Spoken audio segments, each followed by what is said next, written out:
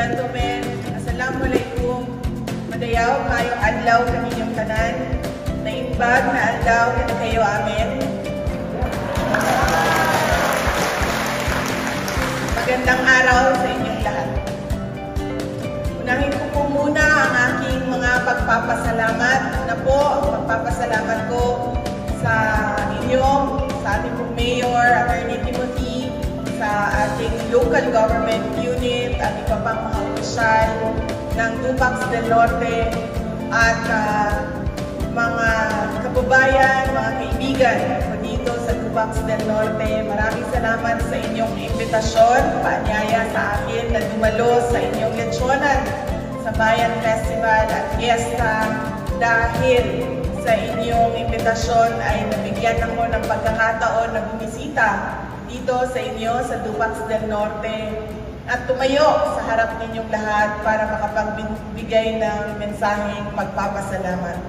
Una po, personal na pagpapasalamat ko sa inyong lahat, sa tulong ninyo, sa kampanya ninyo, sa suporta ninyo sa akin noong nakaraang halalan noong taong 2022. Maraming salamat po sa inyong lahat.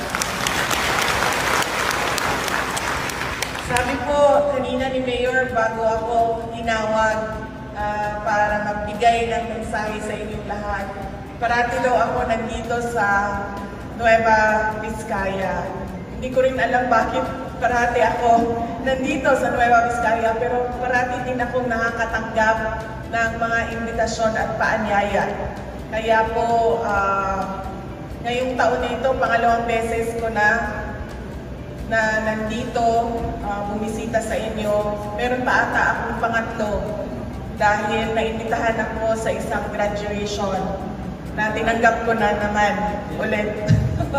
Apo, last year po, nandito din ako dahil pumunta ako sa graduation ng Tupac ng isang paaralan sa Tupac del Sur. Ang susunod ko ay saan yun? Oo, doon. Pumunta ako doon. Yes. Dahil ako yung graduation speaker ng isang paaralan. Sa tingin ko po, hindi matatapos ang 6 na taon. Matapos ko na lahat ng municipality ng Nueva Vizcaya.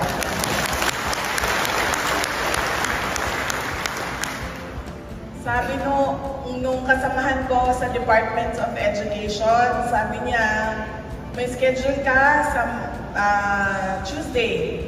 Sabi niya, tapusin mo na yung graduation, palarong pambansa, Learners Convergence, tsaka Festival of Talents, at Brigada Eskwela, at pagbubukas ng pasukan sa August. Sabi niya, tapusin ko na daw yun lahat ngayong umaga na ito. Sabi ko sa kanya, may meeting na gagawin doon sa central office. Sabi niya, ito yung listahan, tapusin mo na lahat para maibaba na natin. Sabi ko doon sa kasamahan ko sa Department of Education, sabi ko,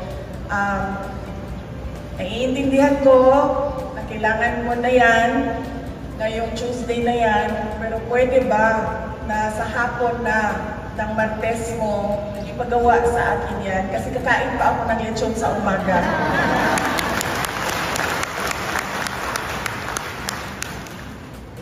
Ang sunod po na pagpapasalamat ko mula po sa aming pamilya, ang pamilya Duterte. Napakalaki po ng utang na loob namin sa inyong lahat, mga kababayan namin, sa pagkakataon na ibinibigay ninyo sa amin na makapaglingkod sa ating pamahalaan at sa 6 na taon na suporta ninyo sa administrasyon ni Pangulong Rodrigo Duterte. Maraming salamat po.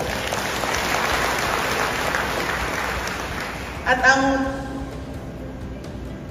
huling pagpapasalamat ay mula po kay Pangulong Bongbong Marcos. Nagpapasalamat siya sa suporta ninyo sa kanyang adhikain, sa kanyang pangarap na isang bagong Pilipinas para sa ating bayan. Maraming salamat.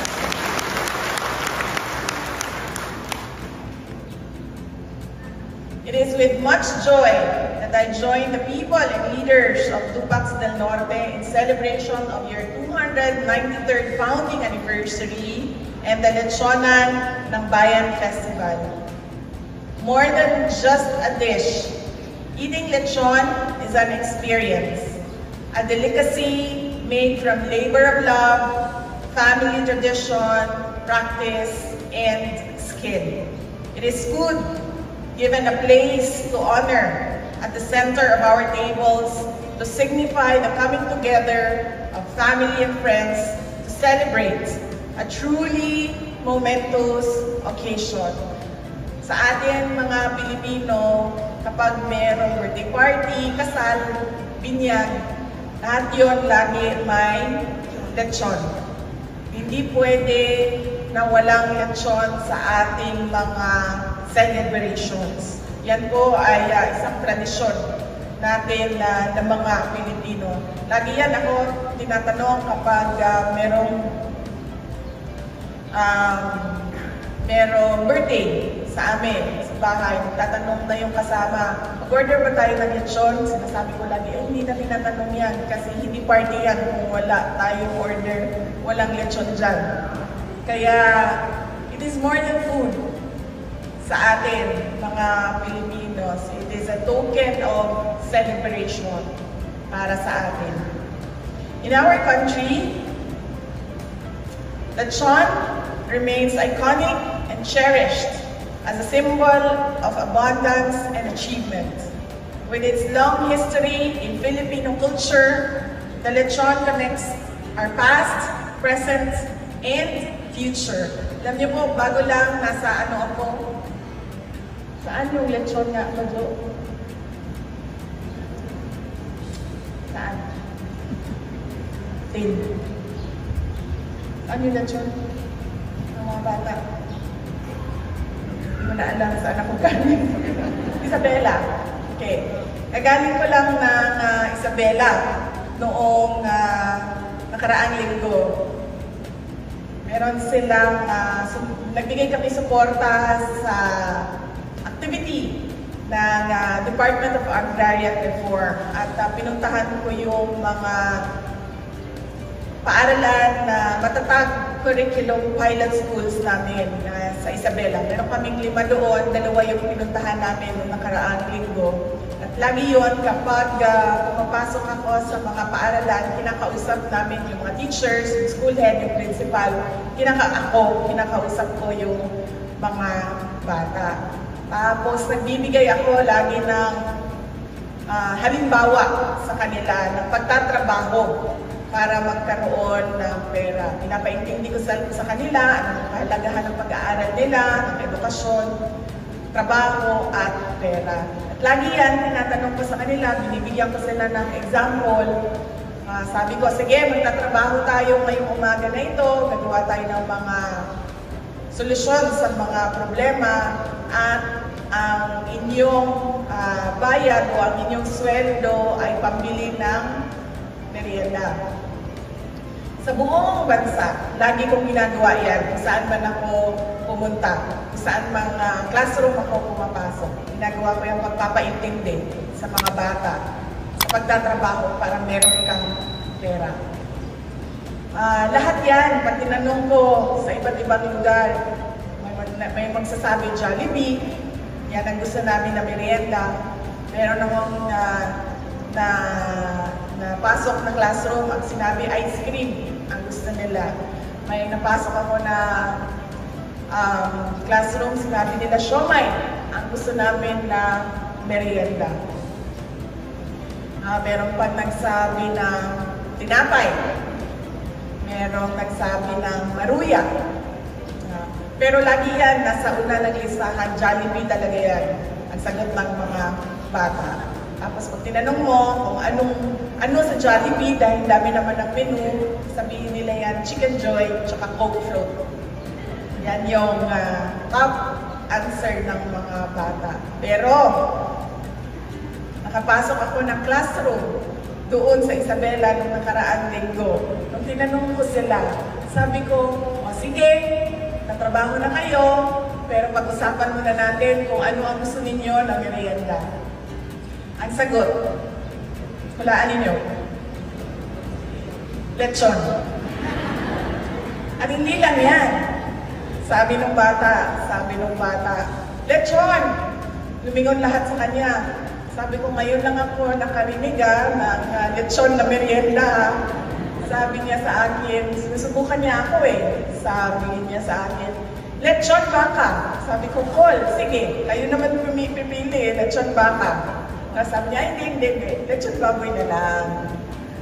First time ko, noong isang linggo na nakapasok ng classroom na lechon ang pinili na merienda ng mga bata. So hindi na lang siya pang party, hindi na lang siya pang fiesta, doon sa Isabela, pang merienda siya. Festivals like this forge bonds that turn strangers into friends and communities into families.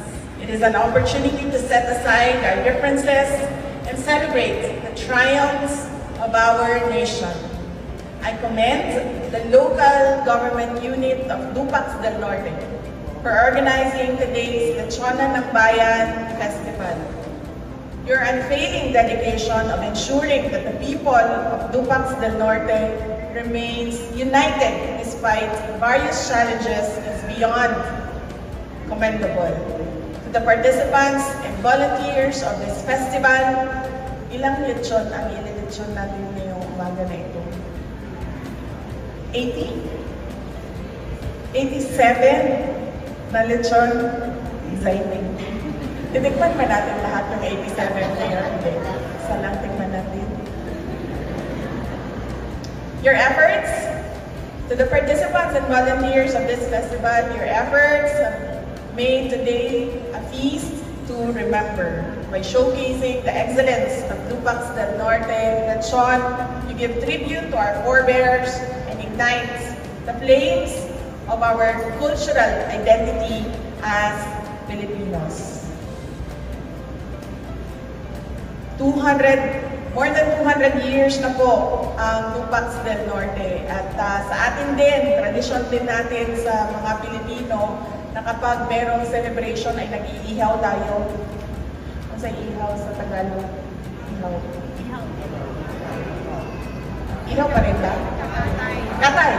Nagkakatay tayo. Kinakatay natin ang manok, ang baboy, ang kambing. Kasi kailangan di ba yung dugo pumunta doon sa lupa dahil yun yung offering natin sa gods. Yun yung pagbibigay sa atin ng protection and blessing. And para sa inyong 87 na lechon ngayong araw na ito, ibig sabihin nun, you have 87 more years of blessings for the past. The Office of the Vice President and the Department of Education supports all the programs that bolster Filipino cuisine towards international recognition. We honor those who labor in the kitchens of our homes, restaurants, carinderias, and street stalls. Your dedication and passion for cooking set the Filipino culinary arts apart from others. Through festivals like this, we educate our children to better appreciate their Filipino identity and culture. May we continue forward with this unwavering spirit of resilience for the future of our country and our children. Mga kababayan, patuloy po tayo maging matatag tungo sa pagtaguyod ng isang bansang makabata mga batang makabansa. Ang lahat ng ginagawa natin ay para sa Diyos, sa bayan, at sa pamilyang Pilipino. Syukran.